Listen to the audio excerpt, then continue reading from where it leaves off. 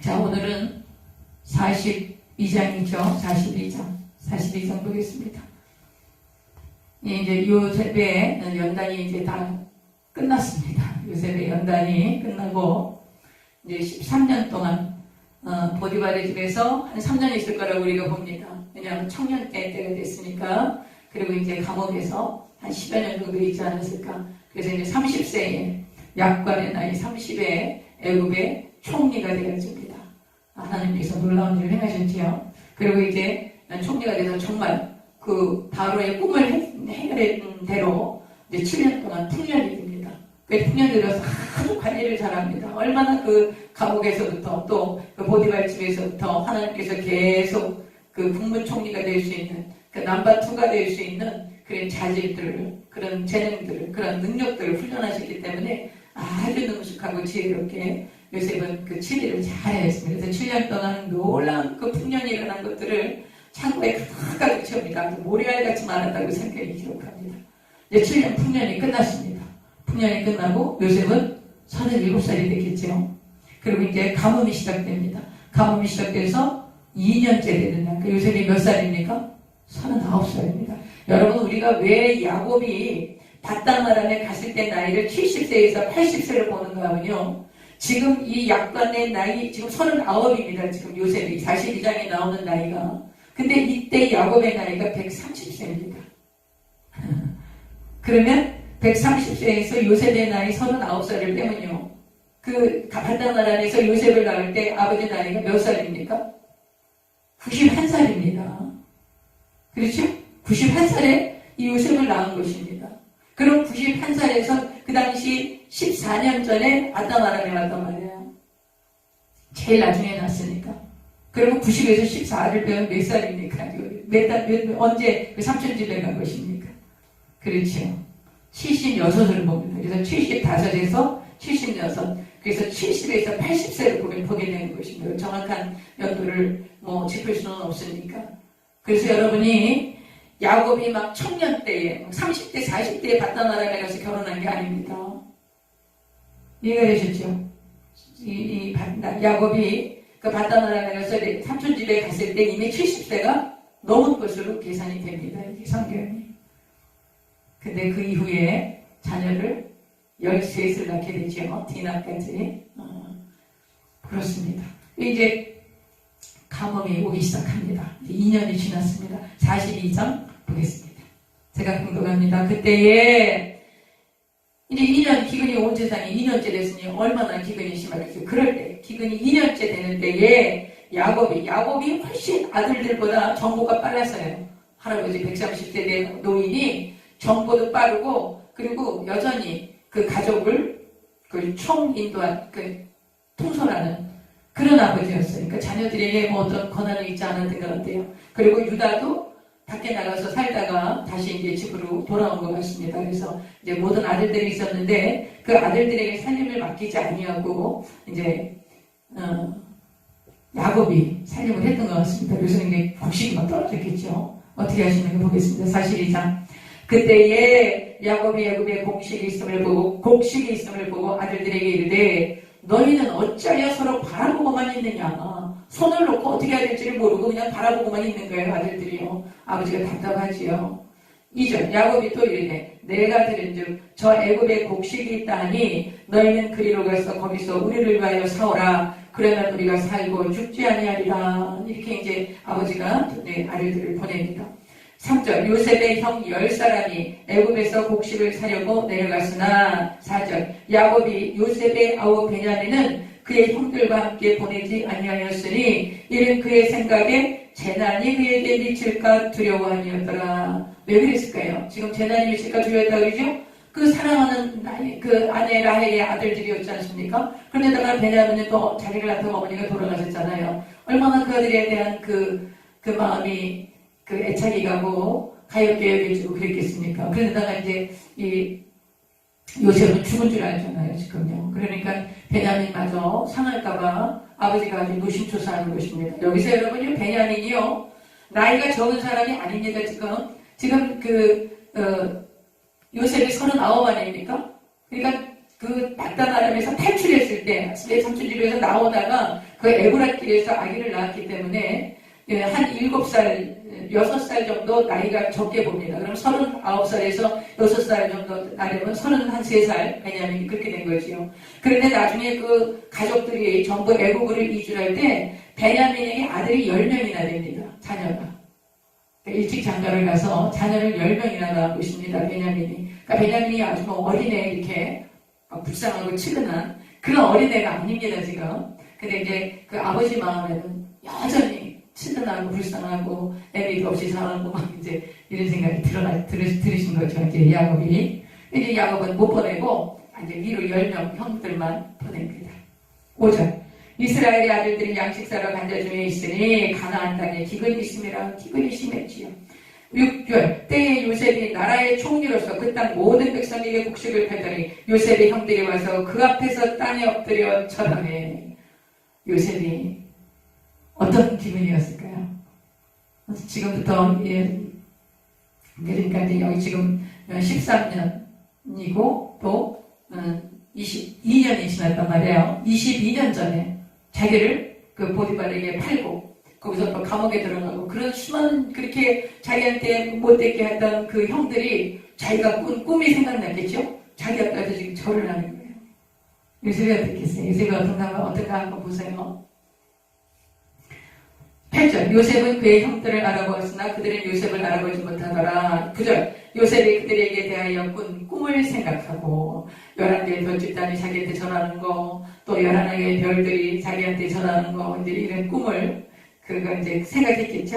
생각하고 그들에게 이르되 너희는 정탐꾼들이라 이 나라에 탐을 엿보려고 왔느니라. 이제 혼을 좀 내주려고 그러는 거예요. 왜 그러냐면 이 형들이 변했는가 안 변했는가, 여전히 자기를 그렇게 죽이려고 했던 그런 형들인가, 아니면 이 22년의 세월이 지나면서 그 형들이 좀 많이 회개하고 달라졌는가, 이런 걸 좀 요셉이 알아보고 싶었던 거지요.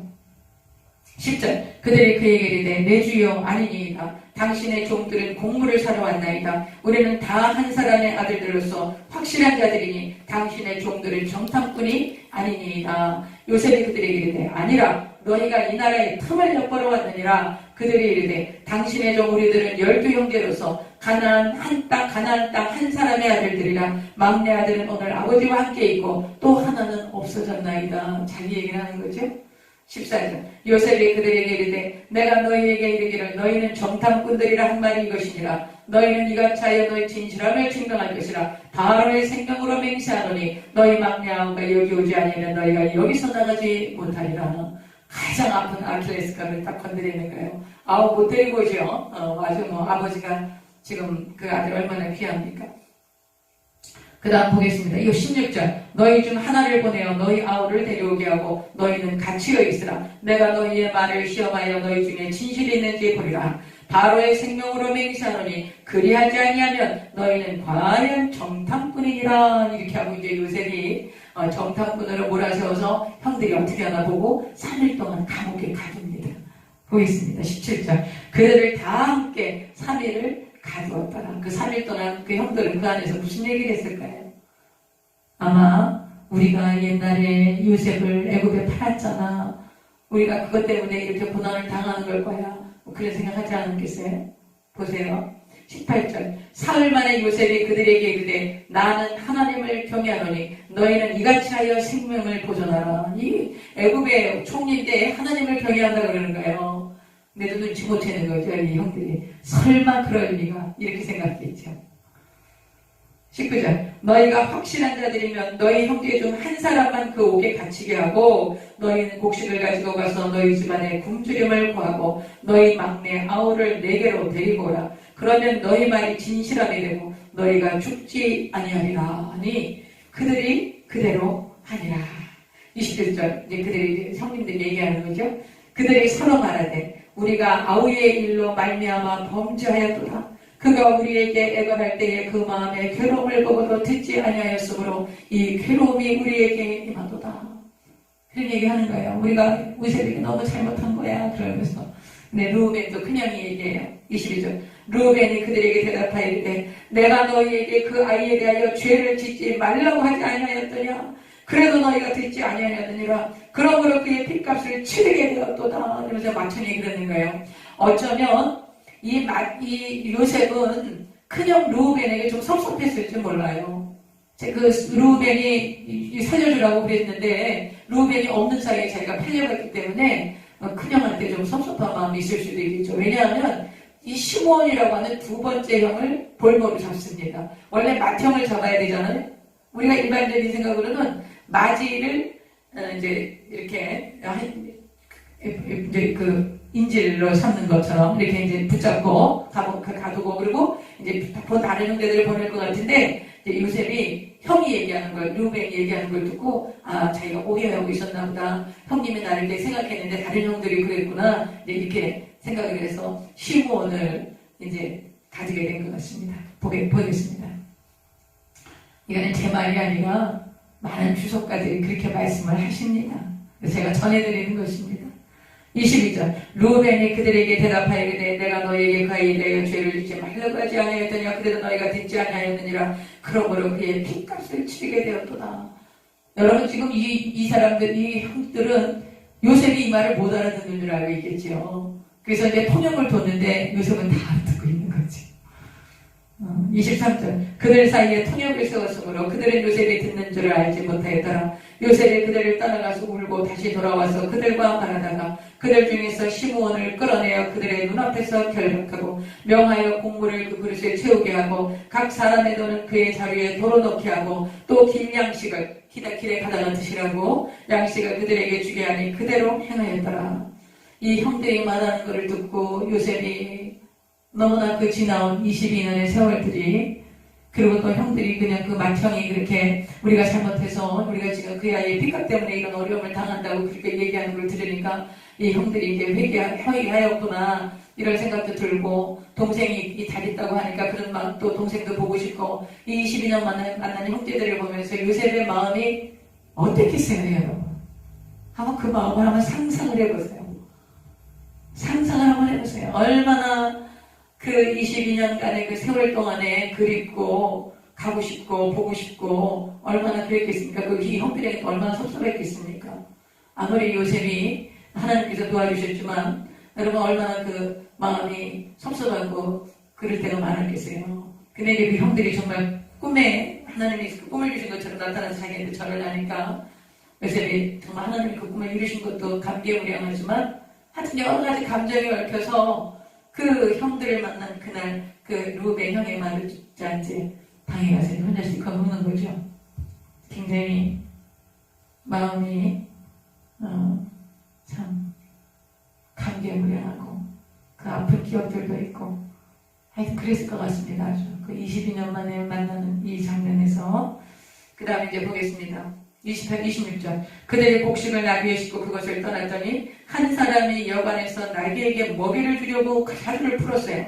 풀고 본즉 돈이 자루 아귀에 그대로 있는 거예요. 그 10명의 형들의 자루에 돈이 그대로 들어있는 거예요.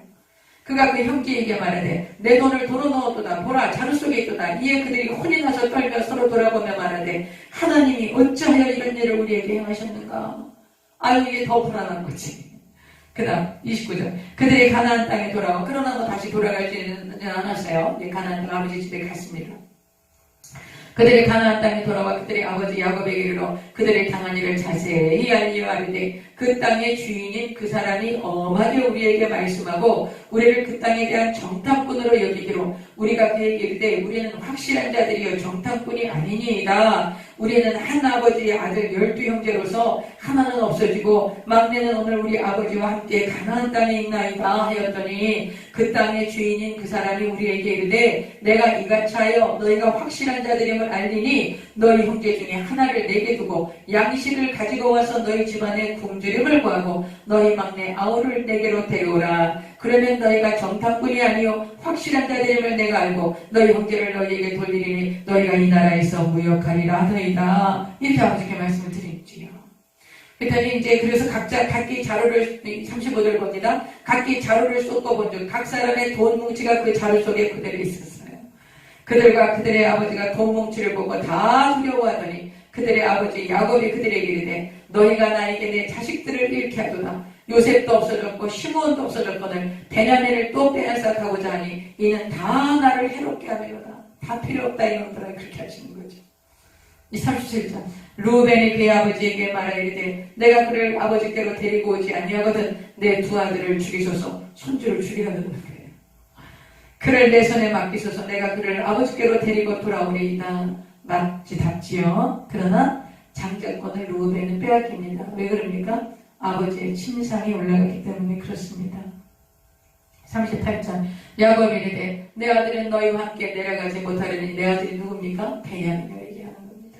너희와 함께 내려가지 못하리니 그의 형은 죽고 그만 남았습니다. 만일 너희가 가는 길에서 재난이 그에게 미치면 너희가 내 흰머리를 슬퍼하며 수월로 내려가야 하니 되리라.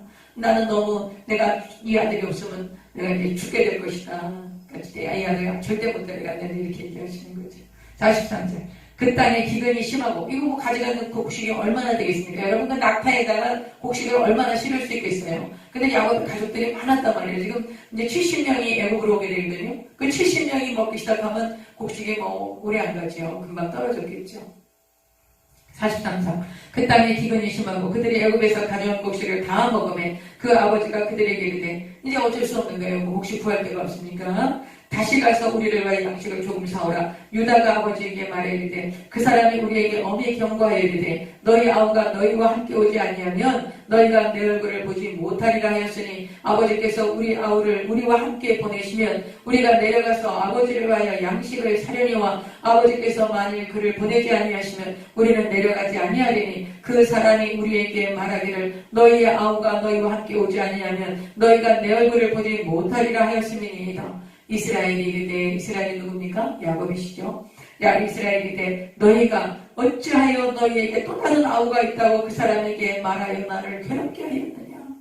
그들이 이르되 그 사람이 우리와 우리의 친족이라 하여 자세히 질문하여 이르기를 너희 아버지가 아직 살아계시느냐 너희에게 아우가 있느냐 하기로 그 묻는 말에 따라 그에게 대답한 것이니 그가 너희의 아우를 데리고 내려오라 할 줄을 우리가 어찌 알았으리까 아버지. 그렇게 얘기하십니다.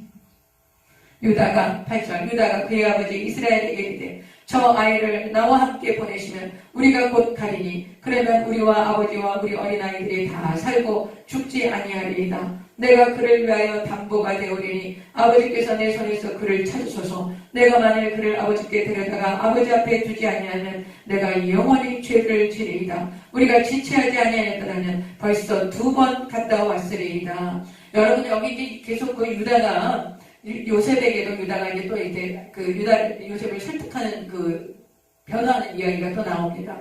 여기서도 지금 루벤이 얘기하는 것보다 유다가 얘기하는 것에 아버지가 설득을 당합니다.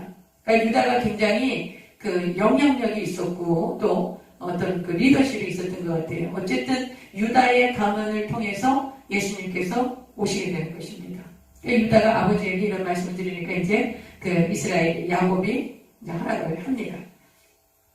11절 그들의 아버지 이스라엘이 그들에게 이르되 그러할진대 이렇게 하라. 너희는 이 땅의 아름다운 소산을 그릇에 담아가지고 내려가서 그 사람에게 예물로 드릴지니 곧 유향 조금과 꿀 조금과 향품과 몰약과 유향나무 열매와 감복숭아이니라. 여러분 이건 지금 우리가 이렇게 번역을 해놓은 거예요. 감복숭아라고 지금 우리나라 감복숭아가 감복숭아 이런 걸 생각하시면 안 됩니다.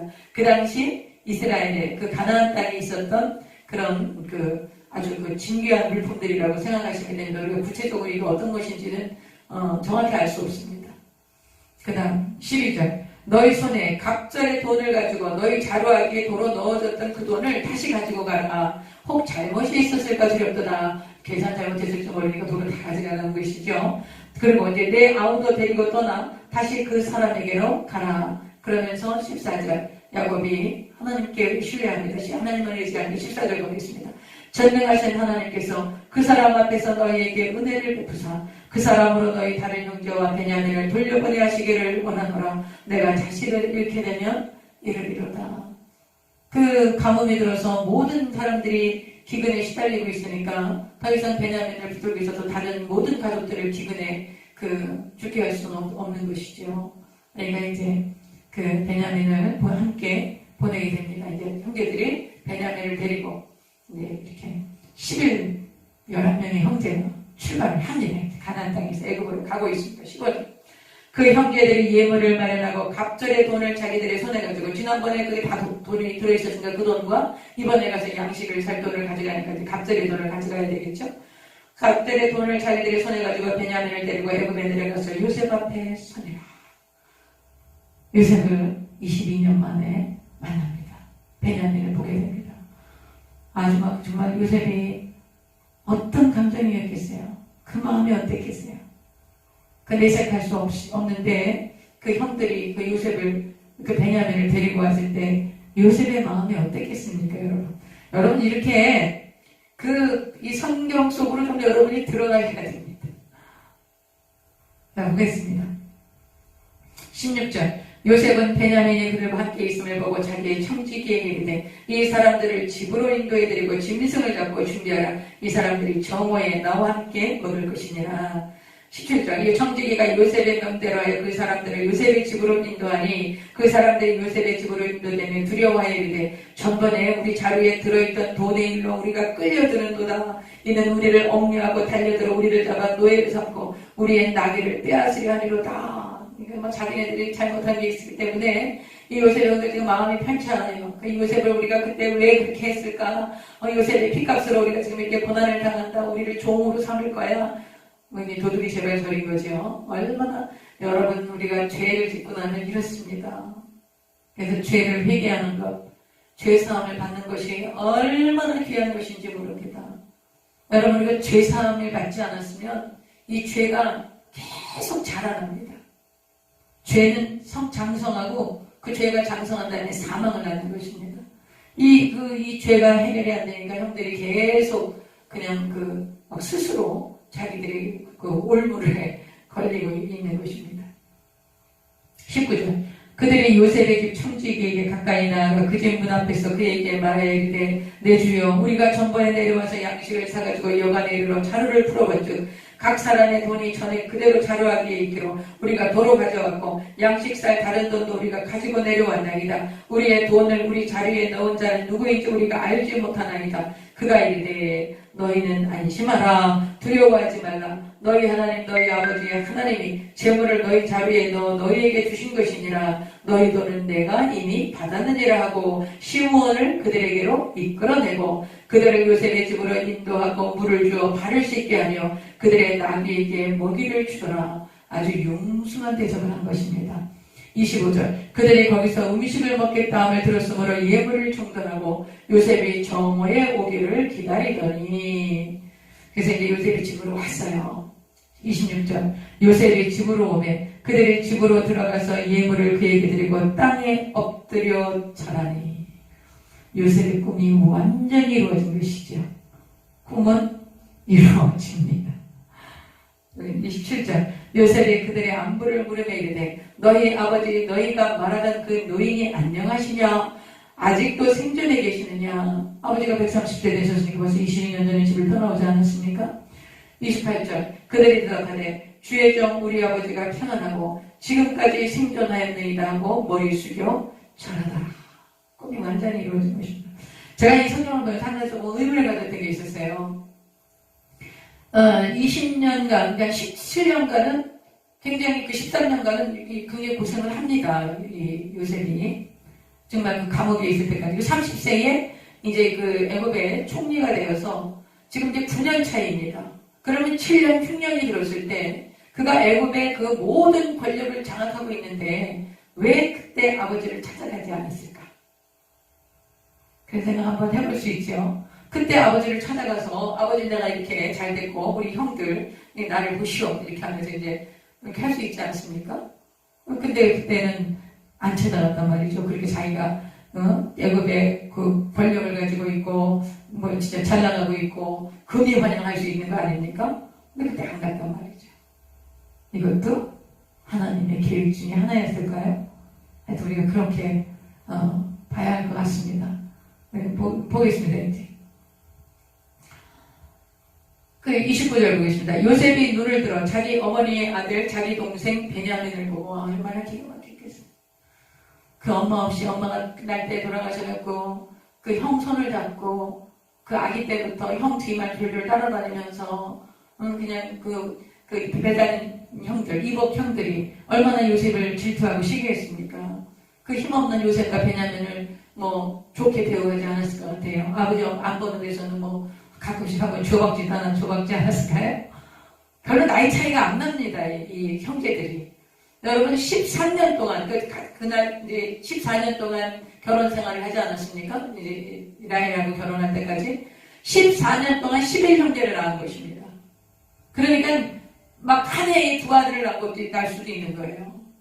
차례대로 적어놨지만 그 14년 동안에 11남매를 그러니까 디나까지 12남매를 낳았기 때문에 아주 막 연년생이고 막 같은 해에 낳을 수도 있고 막 이제 이렇습니다.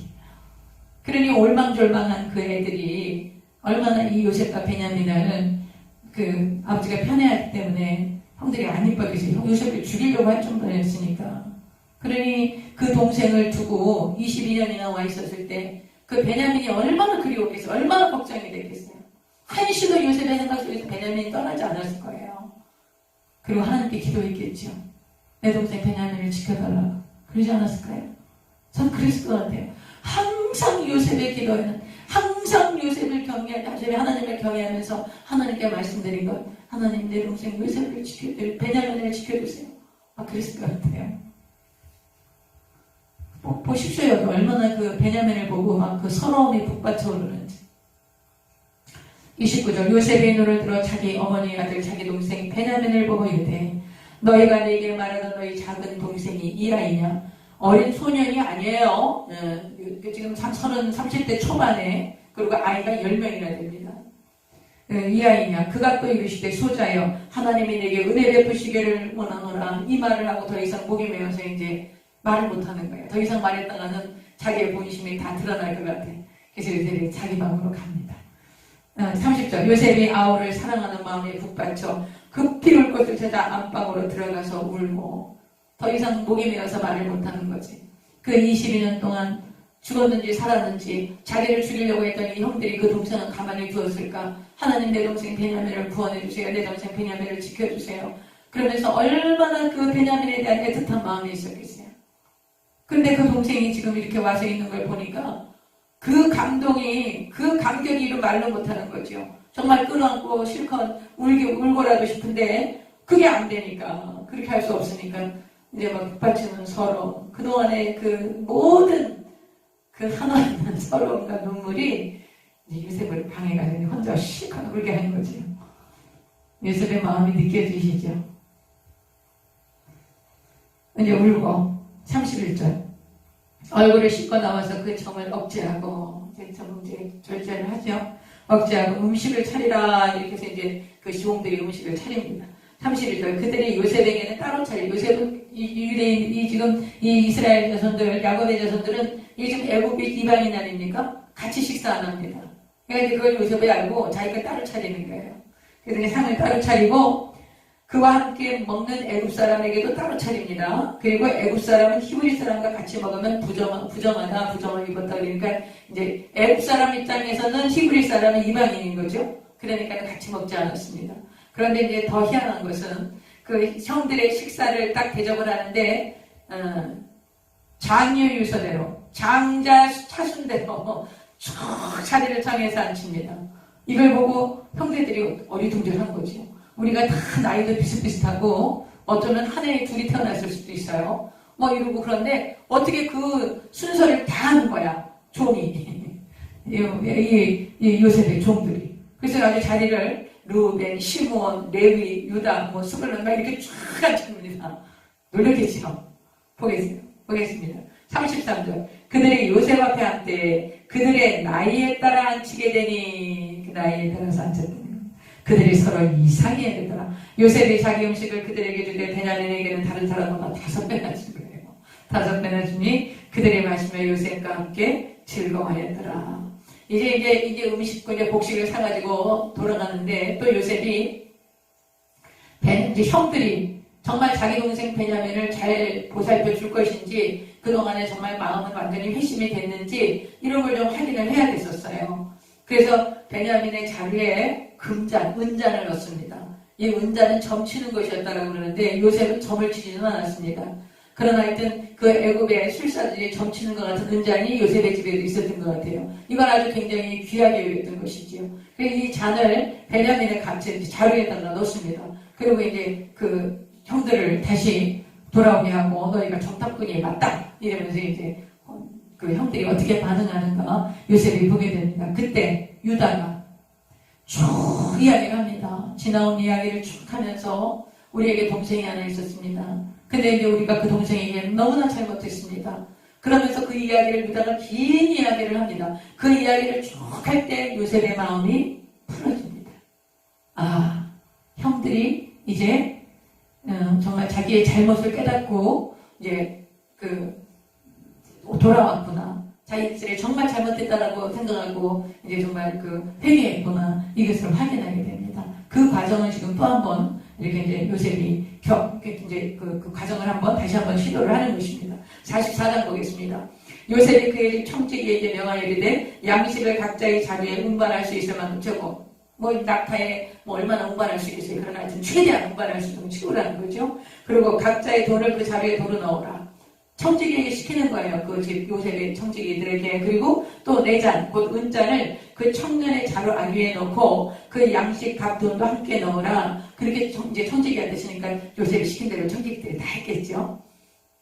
3절 아침에 밝을 때에 사람들과 그들의 나귀들을 보내니라. 그들이 성읍에서 나가 멀리 가기 전에 요셉이 청지기에게 이르되 일어나 그 사람들의 뒤를 따라가서 그들에게 이르기를 너희가 어찌하여 선을 악으로 갚느냐. 이것은 내 주인이 가지고 마시며 늘 점치는 데에 쓰는 것이 아니냐. 너희가 이같이 하니 악하도다. 이렇게 하면서 그 발목을 잡으라는 거예요. 이제 그들 야곱의 아들들을 세우라는 것이죠. 6절 청지기가 그들에게 따라가서 그대로 말하니 7절 그들이 그에게 대답하되 내 주여 어찌 이렇게 말씀하시나이까. 당신의 종들이 이런 일을 결단코 아니하나이다. 우리 자루에 있던 돈도 우리가 가나안 땅에서부터 당신에게로 가져왔거늘 우리가 어찌 당신의 주인의 집에서 은금을 도둑질하리이까. 당신의 종들 중 누구에게든지 발견되든지 그는 죽을 것이요 우리는 내 주의 종들이 되리이다. 그가 이르되 그러면 너희의 말, 이제 청지기가 얘기하는 거죠. 그러면 너희의 말과 같이 하리라. 그것이 누구에게서든지 발견되면 그는 내게 종이 될 것이요 너희는 죄가 없으리라. 그들이 각각 급히 자루를 땅에 내려놓고 자루를 각각 펴니 그가 나이 많은 자에게서부터 시작하여 나이 적은 자에게까지 조사하며 그 잔이 베냐민의 자루에서 발견된지라. 큰일 났죠. 형님들이 큰일 났습니다. 13절 그들이 옷을 찢고 각기 짐을 나귀에 싣고 성으로 돌아가니라. 옷을 찢는다라는 의미는 너무 억울합니다. 너무 자기네들이 너무 억울해서 이 억울함을 감당할 수 없습니다. 그래서 옷을 찢는 그런 것을 이제 한 거죠. 14절입니다. 유다와 그의 형제들이 요셉의 집에 이르니 요셉이 아직 그곳에 있는 거예요. 아직 이제 관청에 들어가지 않고 이제 그 집에서 요셉이 이제 기다리고 있는 거죠. 그의 앞에서 땅에 엎드리니 요셉이 그들에게 이르되 너희가 어찌하여 이런 일을 행하였느냐. 나 같은 사람이 점을 잘 치는 줄을 너희는 알지 못하였느냐. 유다가 말하되 유다 형님이 얘기하시는 거죠. 우리가 내 주께 무슨 말을 하오리이까. 무슨 설명을 하오리이까. 우리가 어떻게 우리의 정직함을 나타내리이까. 하나님이 종들의 죄악을 처단하셨으니 우리와 이 잔이 발견된 자가 다 내 주의 노예가 되겠나이다. 지금 베냐민만 종이 되면 돼요. 그런데 유다가 지금 뭐라 그러니까 우리도 다 같이 종이 되겠습니다. 이 말을 요셉이 들은 거죠. 아, 형들이 베냐민만 그렇게 노예로 놓고 가려고 하는 것이 아니라 우리도 다 종이 되겠습니다. 형들이 회개했구나. 그를 요셉이 확인하게 되는 것입니다. 또 보겠습니다. 27절 요셉이 이르되 내가 결코 그리하지 아니하리라. 잔이 그 손에서 발견된 자만 내 종이 되고 너희는 평안히 너희 아버지께로 도로 올라갈 것이니라. 이렇게 말해요. 그러면은 이제 유다가 그러면 베냐민 자네는 여기 있고 동생은 여기 있고 우리는 그럼 아버지께로 올라가겠습니다. 이렇게 얘기하면 이제 큰일 나는 거죠. 그런데 유다가 그렇게 하지 않습니다. 정말 이 10명의 형들이 회심한 것을 우리가 보게 됩니다. 유다가 아주 굉장히 긴 장문의 말씀, 사소연을 그러니까 그런 고백들을 요셉에게 합니다. 18절부터 보겠습니다. 가장 긴 문장입니다. 가장 긴 창세기에서 가장 길게 자기의 의견을 표현한 말이 바로 오늘 지금 읽어지는 18절부터 유다가 말씀하는 것입니다. 제가 봉독하겠습니다. 18절. 유다가 그에게 가까이 가서 이르되, 유다가 하는 말씀에, 내 주여 원하건대 당신의 종에게 내 주의 귀에 한 말씀을 아뢰게 하소서. 주의 종에게 노하지 마소서. 주는 바로와 같으심이니이다. 이전에 내 주께서 종들에게 물으시되 너희는 아버지가 있느냐 아우가 있느냐 하시기로 우리가 내 주께 아뢰되 우리에게 아버지가 있으니 노인이요 또 그가 노년에 얻은 아들 청년이 있으니 그의 형은 죽고 그의 어머니가 남긴 것은 그뿐이므로 그의 아버지가 그를 사랑하나이다 하였더니 주께서 또 종들에게 이르시되 그를 내게로 데리고 내려와서 내가 그를 보게 하라 하시기로 우리가 내 주께 말씀드리기를 그 아이는 그의 아버지를 떠나지 못할지니 떠나면 그의 아버지가 죽겠나이다. 베냐민 데려오면 아버지가 죽는다고 얘기했잖아요. 그 다음에 23절 주께서 또 주의 종들에게 말씀하시되 너희 막내 아우가 너희와 함께 내려오지 아니하면 너희가 다시 내 얼굴을 보지 못하리라 하시기로 우리가 주의 종 우리 아버지에게로 도로 올라가서 내 주의 말씀을 그에게 아뢰었나이다. 그 후에 우리 아버지가 다시 가서 곡물을 조금 사오라 하시기로 우리가 이르되 우리가 내려갈 수 없나이다. 우리 막내 아우가 함께 가면 내려가려니와 막내 아우가 우리와 함께 가지 아니하면 그 사람의 얼굴을 볼 수 없음이니이다. 주의 종 우리 아버지가 우리에게 이르되 너희도 알거니와 내 아내가 내게 두 아들을 낳았으나 하나는 내게서 나갔으므로 내가 말하기를 틀림없이 찢겨 죽었다 하고 내가 지금까지 그를 보지 못하거늘 너희가 이 아이도 내게서 데려가려 하니 만일 제 해가 그 몸에 미치면 나의 흰머리를 슬퍼하며 수월로 내려가게 하리라 하니 아버지의 생명과 아이의 생명이 서로 하나로 묶여있거늘 이제 내가 주의 종 우리 아버지에게 돌아갈 때에 아이가 우리와 함께 가지 아니하면 아버지가 아이의 없음을 보고 죽으리니 이제 베냐민이 안 데려가면 아버지가 돌아갔습니다 이 말이죠. 31절 아버지가 아이의 없음을 보고 죽으리니 이같이 되는 종들이 주의 종 우리 아버지가 흰머리로 슬퍼하며 수월로 내려가게 함이니까 수월은 돌아가시면 가는 그곳을 얘기하는 것입니다. 31절 주의 종이 내 아버지에게 아이를 당부하기를 내가 여기서 주의 종이라는 자기 유다를 얘기하는 겁니다. 유다가 뭐라 그랬습니까? 자기가 가서 안 데려보면 자기 것들을 마음대로 아버지가 해도 된다고 이제 장담을 하고 왔지요. 그래서 31절 주의 종이 내 아버지에게 아이를 당부하기를 내가 이를 아버지께로 데리고 돌아오지 아니하면 영영이 아버지께 죄짐을 지리이다 하였사오니 이제 주의 종으로 그 아이를 대신하여 머물러 있어 내 주의 종이 되게 하시고 그 아이는 그의 형제들과 함께 올려 보내소서. 뭐라고 말씀합니까? 유다가 자기가 있겠다는 거예요. 자기가 여기 볼머리 있겠다는 거예요. 자기가 그 책임을 지겠다는 것입니다. 그러니까 이 아이가 안 가면 아버지가 돌아가십니다. 그러니까 이 아이를 보내주시고 내가 대신 여기 있겠으니 그것을 허락해달라. 유다가 이렇게 간절히 정말 너무너무 간절히 얘기해요. 제가 좀 이렇게 잘 낭독을 못했는데 여러분이 드라마 성경으로 들으면 아주 굉장히 아주 리얼리티가 있습니다. 한번 들어보십시오. 그래서 이제 간절히 요셉의 이야기를 하는 것입니다. 34절 그 아이가 나와 함께 가지 아니하면 내가 어찌 내 아버지께로 올라갈 수 있으리까 두렵건대 죄가 내 아버지에게 미침을 보리이다. 죄가 미치는 건 뭐예요? 아버지 돌아가십니다. 그 얘기를 하는 거예요. 그 얘기를 하는 유다의 마음은 어땠을까요? 유다는 어떻게 하든지 이 애굽의 총리를 감동을 주어서 자기가 있을 각오를 한 거예요. 애굽의 노예가 돼도 좋고 애굽에서 죽을지도 모르죠. 요셉임을 모르니까 그렇게 해서 자기가 있을 것을 각오하고 그리고 베냐민을 보내달라고 이렇게 간곡하게 요셉에게 이야기를 합니다. 요셉이 이 말을 들었을 때 어땠을까요? 아하, 형들이 이제 회개했구나. 그리고 그동안에 내 동생 베냐민이 형들에게 구박받고 돌림당하고 자기한테 했던 것처럼 그렇게 못되게 하지 않았을까 그런 생각이 있었는데 그렇지 않았구나 하고 마음을 놓았겠지요. 근데 이 말을 듣고 이제 요셉의 감정이 북받쳐서 감당을 못합니다. 이게 이제 45장 우리가 들어가야 되는데 이게 좀 분량이 좀 있으니까 오늘은 여기까지만 하겠습니다. 유다가 이제 베냐민 대신 내가 있겠습니다 하면서 이제 쭉 사연을 얘기합니다. 여러분 우리가 모든 사람에 다 상처가 있습니다. 여러분 그 상처라는 것은 인생을 살면서 우리가 죄 가운데 태어나고 우리 안에 다 죄성이 있기 때문에 상처가 없는 사람은 없습니다. 그러면 이 상처에 대해서 우리가 어떻게 반응하는가가 자기의 일생을 선택하는 것이 됩니다. 상처를 어떻게 반응하는가.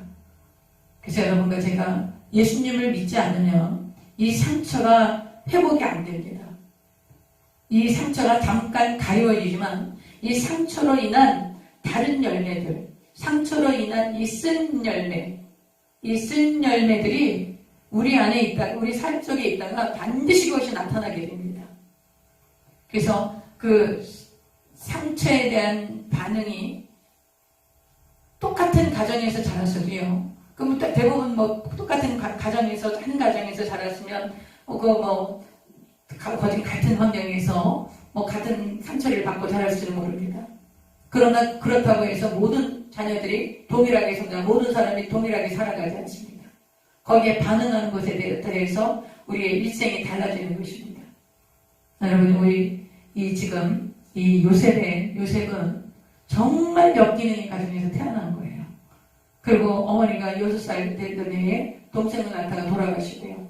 아버지의 편애 속에서 배다른 형제들 중에서 여러분 얼마나 서러움당하고 그런데다가 또 그렇게 요셉이 아버지가 사랑해주고 자기 채석을 위해서 입어서 형들하고는 막 구별돼서 일도 안 시키고 그러니까 또 아버지한테 가서 고자질하고 일러 바치고 그래서 형들이 야단맞게 하고 그러면서 또 막 그렇게 꿈을 꾸고 그러니까 요셉은 아주 그렇게 사랑스러운 아이가 아니었던 것 같아요.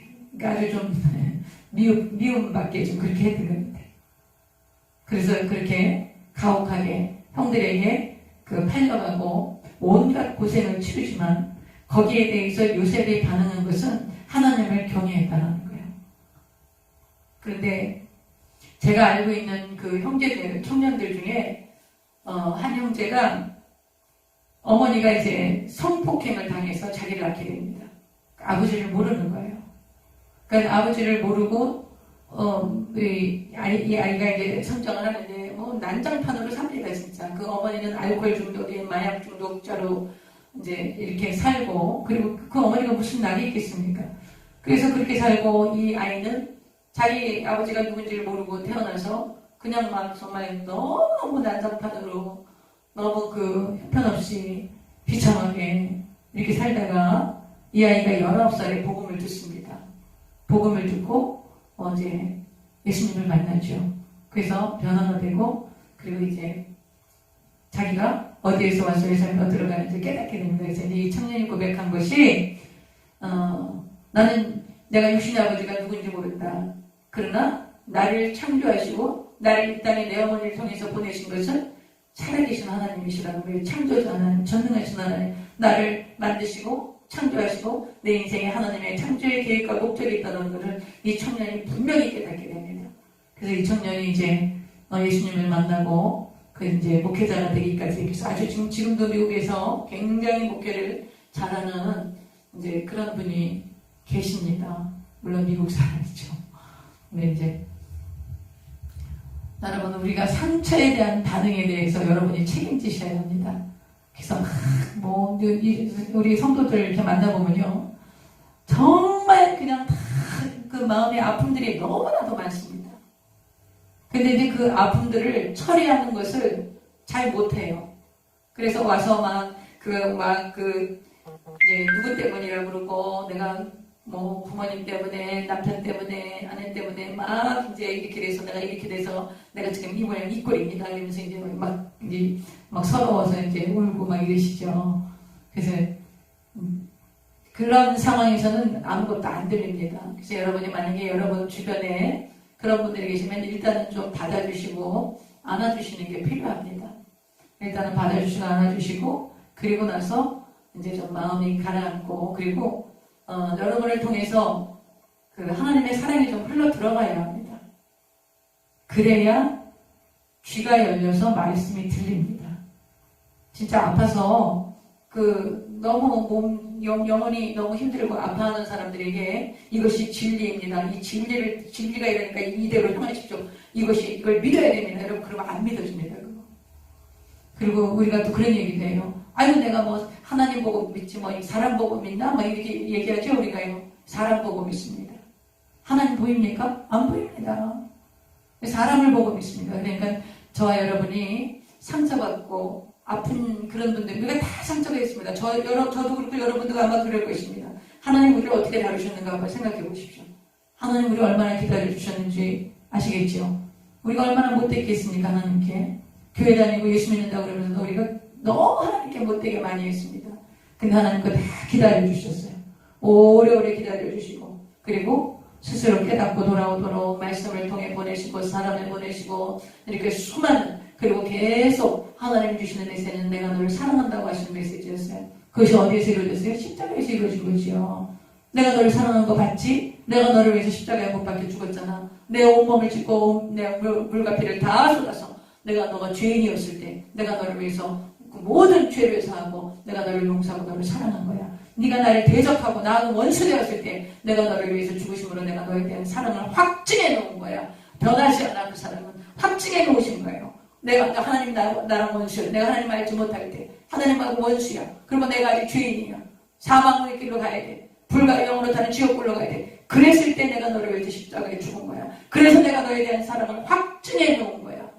그 얘기 계속 하시는 거예요. 그래서 저와 여러분이 그런 사랑을 깨달았잖아요. 저는 여기 들어온 멤버들은 그 사랑을 깨달은 줄 알고 있습니다. 그렇게 깨달았기 때문에 지금 이 말씀이 들리는 거예요. 그래서 말씀 공부하기 위해서 우리가 말씀 나누기 위해서 들어올 수 있는 거예요. 그거 안 깨달아지면 말씀 사모하지 않습니다. 정말 내가 하나님께 은혜를 받고 구원의 감격이 있고 이런 분들이 하나님 더 알아가고 싶어서 마음 말씀 속에 빠져들어가고 하나님이 이렇게 하셨구나 해서 정말 말씀을 읽다가 그냥 막 스파크가 일어나면요. 정말 하나님께서 그 말씀 속에서 정말 하나님이 나를 만지시고 인도하신 것을 우리가 깨닫겠지 않습니까? 근데 그런 날이 반드시 옵니다, 여러분. 그럼 몸 안에 있는 모든 병이 다 떠납니다. 그 병 고침을 받는다는 것은 뭐 정말 뭐 어떤 기적이 일어나서 막 번개가 쳐가고 막 하나님이 막 성령으로 막 이렇게 하셔가고 물론 그렇게 하실 수도 있지요. 그러나 우리 몸에 이 몸 안에 있는 이 저항력들이 막 살아나는 겁니다. 우리가 하나님의 말씀에 감동되고 하나님의 사랑에 감동되면 우리 안에 있는 이 건강한 호르몬들이 아주 막 충만하게 우리 몸을 덮는 것입니다. 그래서 모든 병이 떠나가고 막 암이 떨어져 나가는 것이 왜 그렇습니까? 하나님의 사랑이 경험될 때 그렇습니다. 그래서 여러분 상처에 대한 반응에 하나님의 내가 이렇게 하나님이 나를 향한 사랑은 내가 하나님하고 원수되었을 때 내가 죄인이었을 때 나를 위해서 죽으셔서 그 사랑을 확증해 놓으셨기 때문에 여러분과 저는 그 사랑을 받고 있는 사람들로서 우리 안에 있는 상처 때문에 우리가 더 이상 넘어지지 않습니다. 그 상처 때문에 우리가 누구를 원망하고 불평하고 뭐 그 상처가 원인이 돼서 내가 이런 거야 뭐 이런 그런 거 우리가 하지 않습니다. 우리는. 그러시죠? 이제는 그런 거 하면 하나님의 이거 예수님의 그 십자가 대속에는 우리가 아직 못 깨닫고 있는 것이죠. 여러분과 저는 상처에 대한 건강한 반응을 하셔서 그래서 우리가 하나님께 사랑받고 있고 그래서 그 사랑은 확증된 사랑이에요. 그 사랑은 막 왔다 갔다 하고 막 내가 잘할 때는 나를 사랑하시고 내가 잘못할 때는 덜 사랑하시고 그런 것이 아니라는 거예요. 근데요 여러분 하나님께 사랑을 받고 있다는 것을 확증한 하나님 그 사랑이 확증된 사랑을 받고 있다는 걸 우리가 깨닫지 않습니까? 그럼 우리가 하나님한테 함부를 할 수 있을까요? 못합니다. 그렇게 할 수 없어요. 나 같은 죄인 살리신 주 은혜 놀라와 잃었던 생명 찾았고 광명을 얻은 것입니다. 나 같은 죄인이 용서함 받아서 주 앞에 옳다 못하면 확실히 믿기는 어린 양 예수의 그 피로 속죄함 받은 것입니다. 그렇게 속죄함 받은 그 은혜를 깨달으면 우리가 죄짓지 못합니다. 하나님께 함부로 못합니다. 하나님께 막 내 맘대로 살면서 막 내 소원대로 그냥 하나님을 이용하려고 들고 그리고 막 그런 신앙생활 우리 못합니다, 여러분. 하나님의 사랑을 경험한 사람은 하나님의 사랑이 너무 감동되어져서 어떻게 하면 내가 그 사랑으로 하나님을 사랑하고 하나님을 기쁘시게 드리고 하나님의 뜻대로 순종하며 가고 그게 안 되는 마음이 너무 아픕니다. 내가 하나님의 이런 은혜를 받고 이런 사랑을 받았는데 내가 내 길로 행하고 내 뜻대로 행하고 나를 좋게 하고 내가 하나님을 향해서 나를 높이려고 하고 이렇게 하면요 마음이 너무너무 괴롭고 기도가 막히고 너무 죄송하고 막 견디지를 못하는 거예요. 그러니까 그렇게 힘든데 그렇게 하겠습니까? 못하지요. 점점 못하게 되지요. 그래서 여러분이 이 요셉의 생애를 보면서 우리가 다 상처가 있어요. 그러나 그 상처를 탓하지 마세요. 그 상처는 십자가에서 이미 완벽하게 다 치료된 겁니다. 치유된 것입니다. 우리는 치유받은 상처받은 그 치유받은 상처를 받은 자입니다. 치유받은 자들입니다. 그러면 매일 상처 운운하면서 내가 어렸을 때 이렇게 살고 저렇게 살고 이래서 내가 지금 이런 거다. 여러분 이제는 여러분 그런 얘기 하시면 안 돼요. 저와 여러분은 십자가의 사랑. 여러분과 내가 원수되었을 때, 죄인이었을 때 나를 위하여 죽으심으로 나에 대한 사랑을 확증해 놓으신 그 아버지의 사랑. 하늘을 두루마리 삼고 바다를 먹물 삼아도 다 기록할 수 없는 그 사랑. 그 사랑으로 저와 여러분이 하나님의 자녀가 되어서 이제 과거의 모든 것들은 다 지나갔습니다. 이전 것은 다 지나가고 우리는 새로운 피조물인 것입니다. 예수님의 생명으로 다시 태어난 그런 새로운 피조물인 것입니다. 그래서 예수님의 생명으로 다시 태어났으면 누구 닮아갑니까? 예수님 닮아가지요. 그래서 여러분 우리가 막 죄 짓고 막 하나님 말씀대로 불순종하고 그러면 우리가 막 힘들고 괴롭습니다. 그런데요, 그 힘들고 괴로울 때 돌아와야 되는데 힘들고 괴로운데도 계속 딴 길로 가. 계속 그 길로 가. 그러면 하나님이 막아줍니까? 안 막아줍니다. 그냥 내버려 두십니다. 여러분 탕자로 떠날 때 하나님이 아버지가 잡으십니까? 안 잡습니다. 안 잡아요. 유산조서 내보냅니다. 만약에 그 탕자가 그 나간 아들이 그 돼지가 먹는 주업내를 먹으면서 그렇게 비참하게 살면서 아이고 내가 아버지 집에 가면은 아들이라고는 내가 못하겠다. 그러나 종도 우리 아버지 집에서는 이렇게 안 사는데 아들이라고는 못하고 내가 종으로라도 아버지 집에 돌아가야 되겠다. 그렇게 마음 먹고 결단하고 돌아오지 않았다면 그 아들은 거기에서 그냥 그렇게 돼지가 먹는 주업내를 먹고 그렇게 거지로 살다가 죽는 거죠. 여러분 그래서 우리가 신앙의 결단을 하고 돌아오는 것이 얼마나 중요한지 모릅니다. 반드시 돌아오셔야 됩니다. 그래서 하나님께서 우리 지금 성경 66권에 이제 아담이 타락한 이후에 계시록까지 하나님께서 말씀하시는 그 메인 주제가 뭔가 하면 돌아오라는 것입니다. 돌아오라. 내 백성아 돌아오라. 내 자녀들아 돌아오라는 것입니다. 계시록 마지막까지. 하나님 계시록에 많은 재앙들을 보내십니다. 지금도 여러분에게 재앙이 임하고 문제가 임하고 고난이 오는 그 모든 그 하나님의 음성이 무엇이겠습니까? 그것을 통과하게 해서 하나님의 의도가 무엇이겠습니까? 내 아들아 돌아오라.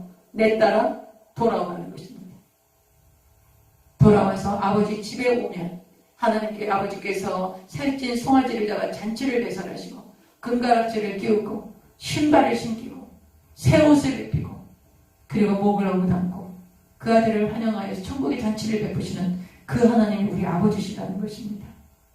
그래서 요셉의 생애를 통해서 여러분 이 요셉이 얼마나 고난을 자기가 그 억울함 당한 것을 그 하나님의 그 뜻으로 하나님의 그 계획으로 얼마나 멋지게 승화시키는지 우리가 내일 보게 될 것입니다. 그래서 이제 이런 것들을 요셉의 생애를 보면서 여러분이 우리 각자에 있는 상처들 더 이상 그놈의 상처 때문에 그걸 좀 내려놓으시고 이제 그 상처 누가 담당하셨어요? 예수님이 다 담당하시고 십자가에 죽으시고 부활하셨어요. 이제 저와 여러분은 예수님의 새 생명으로 사는 거예요. 여러분의 새 생명으로 산다는 것이 얼마나 감사한지 모릅니다. 과거의 옛 생명, 우리 부모로부터 받은 정말 그 수많은 상처와 아픔의 생명, 사망의 생명, 저주의 생명, 그냥 가족력 때문에 온몸에 질병이 생기는 생명, 그 생명으로 살 때 우리가 얼마나 공부했습니까? 그러나 우리에게 있는 이제 그 생명, 그 사망의 생명, 그 저주의 생명, 그 질병으로 가득한 그 생명, 누가 담당하셨습니까? 예수님이 십자가에 다 담당하시고 그 죄값인 사망을 지시고 죽으시고 그 모든 사망 권세를 깨뜨리시고 부활하셔서 우리의 주님이 되셨고 그 예수님이 우리의 주님이신 이상 우리 삶에도 모든 의 생명은 죽은 것입니다. 우리는 예수의 생명, 거룩한 생명, 부활의 생명, 그리고 새 생명으로 살아나는 것입니다. 그렇기 때문에 더 이상 상처 이런 거에 반응하지 마시고 나는 새 생명, 나는 하나님의 생명으로 그래서 나는 어떤 상황에도 기뻐하고 감사하고 모든 상황에 하나님이 개입하셔서 합력하여 선을 이룰 것을 나는 믿는다. 이 모든 것들은 하나님이 나를 통과하게 하는 과정이고, 이곳에서 나는 더욱더 하나님을 알아가고 더 깊이 주님과 친밀한 관계를 갖고, 그래서 하나님 한 분만을 영화롭게 하는 그런 과정을 우리가 지금 가고 있는 것입니다. 그러므로 어떤 어렵고 힘든 과정이 있어도 뒤로 물러서거나 낙심하거나 좌절하거나 불평하거나 원망하거나 그렇지 않으실 줄로 믿습니다. 이 모든 것들은 하나님의 그 거룩한 우리를 각자를 향하신 하나님의 거룩하신 목적을 이루어가는 과정입니다. 여러분이 이 연단의 시절을 지나고 나면 정금 같은 믿음으로 세워져서 하나님을 영화롭게 하고, 여러분 주변의 모든 사람들에게 복을 주는, 복을 나누는, 복이 되어져서 여러분이 가는 곳마다 만나는 사람들마다 복을 전하는 그런 아브라함과 같은 복 있는 자가 될 것입니다. 할렐루야. 여기까지 하겠습니다. 오늘 기도합니다. 하나님 아버지, 인생들이 하나님을 떠나서 범죄한 그 이후에 모든 사람들이 고통과 눈물과 슬픔과 절망 속에서 죽어가고 있었습니다. 그러니 아버지 하나님, 인생은 상처투성이고 서로 상처를 주고 아프게 하고 짓밟고, 아버지 하나님 정말 견딜 수 없는 그런 수많은 어려움들이 우리 모든 생애 가운데 있습니다. 그러나 주님이 오셔서 이 모든 저주를 속량하셨고, 이 모든 질병을 깨뜨리셨고, 그리고 영원히 불과 영원으로 타는 지옥불로 떨어져야 하는 우리 절대 절망, 절대 사망의 우리를 위하여 주님께서 대신 십자가에 죽으심으로, 그리고 부활하심으로 이 모든 사망 권세를 깨뜨리시고, 이 사망을 가져왔던 죄의 권세를 깨뜨리시고, 죄를 사하여 주심으로 온전한 죄 사함으로 말미암아 죄로 말미암았던 모든 악한 영의 괴기들이 깨어져서 우리를 자유케 하셨으니, 성령 하나님 오늘 이 밤에도 이 말씀에 대한 모든 지체들 위해 아버지 성령이 충만하게 임하셔서 이 십자가 대소변에가 넘쳐나게 하여 주시옵소서.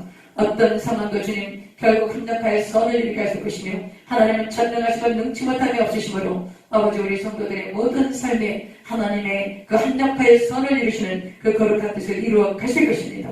그것을 믿음으로 바라보고 좀 더 뒤로 물러서지 말도록 역사하여 주시옵시고, 주의 이름을 부르며 기도하고 간절히 구할 때에 하나님의 얼굴을 구하게 하시고, 하나님의 살아계심을 감사하는 기도를 드리게 하여 주시고, 하나님이 내 인생에 간섭하셔서 놀라운 일을 행하실 것을 믿음으로 기대하는 기도를 할 수 있도록 역사하여 주시옵시고, 아버지 하나님, 우리가 함께 우리가 이 땅에서 주님이 하라고 하신 일만 이루어 주님만을 영화롭게 하다가 주의 얼굴을 배울 수 있도록 성령이 우리 가운데 충만하게 임하여 주시옵소서. 예수님의 이름으로 기도드립니다. 아멘. 할렐루야. 자, 내일은 우리가 이제 45장 이제 요셉이 자기 신분을 드러내고 자기 형들을 만나고 그렇게 하고 아버지를 모셔오고 그런 이야기들을 계속하면서 이번 주에 우리가 창세기 다 마치고 이번 주말에는 우리가 출애굽기를 들어가겠습니다. 여러분 이렇게 하면 이제 제가 이제 출애굽기 할 때는 모니터를 활용해서 지도를 좀 여러분 같이 해야 될 것 같아요. 지도를 하셔야지 여러분 성경이 이해가 쉽습니다. 자, 내일 또 9시에 우리 계속 하겠습니다. 할렐루야.